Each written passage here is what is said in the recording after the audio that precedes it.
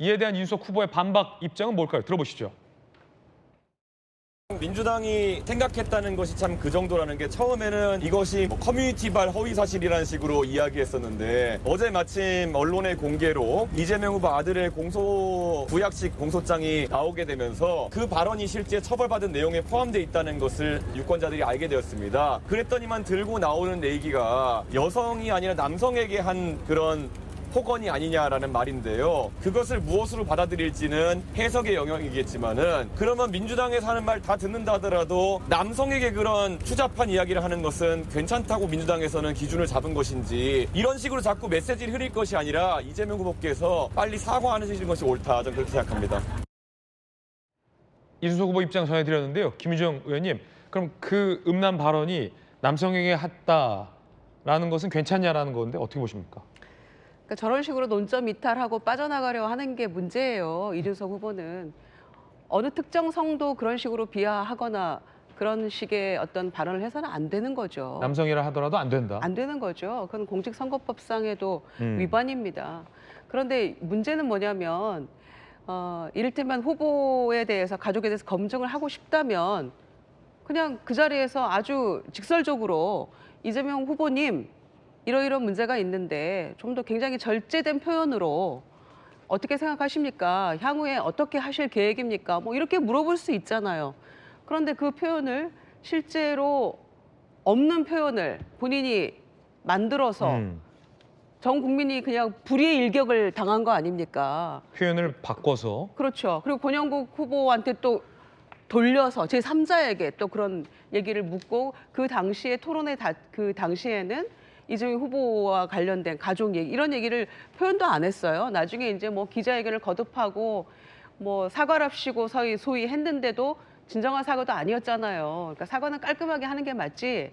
본인이 계속 토를 달면서 하는 건 잘못한 거 없다는 얘기와 다름없거든요. 그러니까 보수 패널 중에 한 사람이 그렇게 얘기하지 않습니까? 그렇게 당당하면 계속 유세장에서 그 얘기하고 다니시오라는 얘기까지 나오는 겁니다. 오죽하면 방송사에서 그 이후에는 다 이준석 후보가 질문하고 그 얘기했던 그 부분을 다 묵음 처리했겠습니까? 일종의 어떤 2차 가해가 될 수 있다. 그렇죠. 이런 말씀이시군요. 다 묵음 처리했어요, 지금.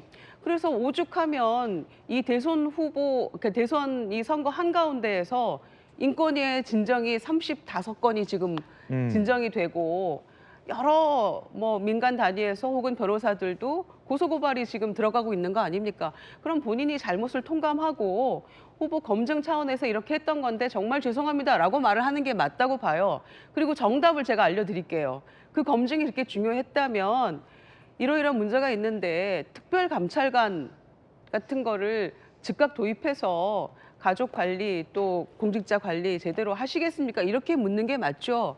이재명 후보가 예를 들면 아버지의 지위나 권력을 이용해서 뭐 자식의 어떤 잘못을 빠져나간다거나 비호한다거나 이런 게 아니잖아요. 그래서 본인이 자식둔 죄인이다라고 얘기하면서 2021년 12월 16일에 이 관련 보도가 나가자마자 몇 시간 만에 자식둔 죄인 이러면서 사과도 했고요.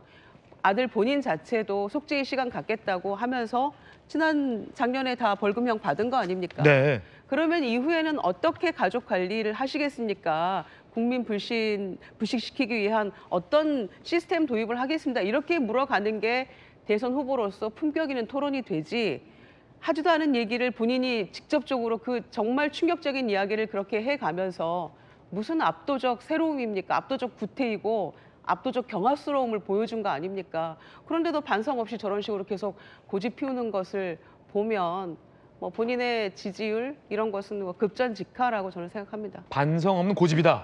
김종윤의 의견입니다. 자, 김무식 교수님 어떻게 예. 보십니까?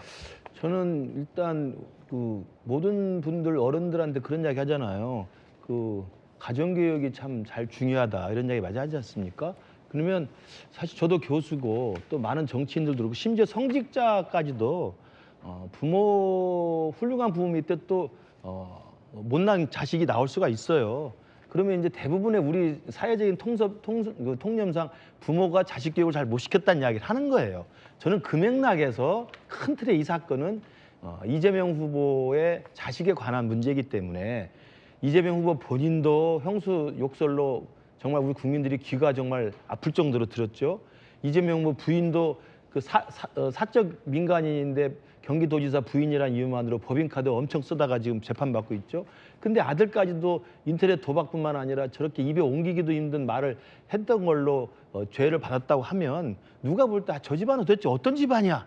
이런 한심함을 느낄 수밖에 없습니다. 저는 그것이 가장 일차적인 국민들의 시선이라고 봐요.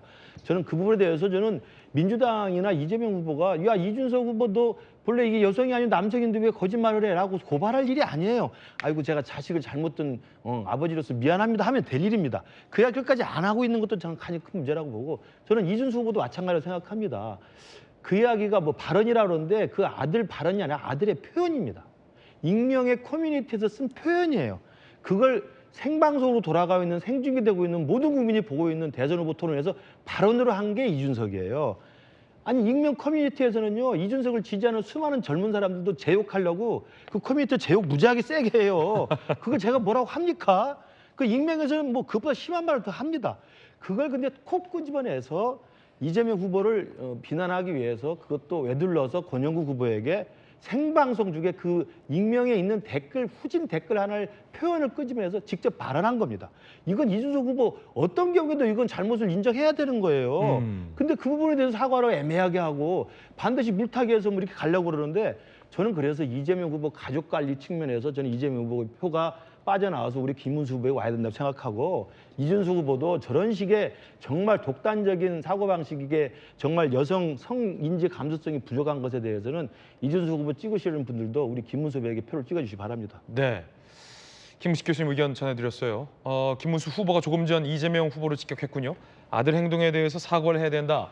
사과는커녕 엉뚱한 공격을 하고 있다라는 비판을 했다라는 실시간 뉴스도 전해드리겠습니다.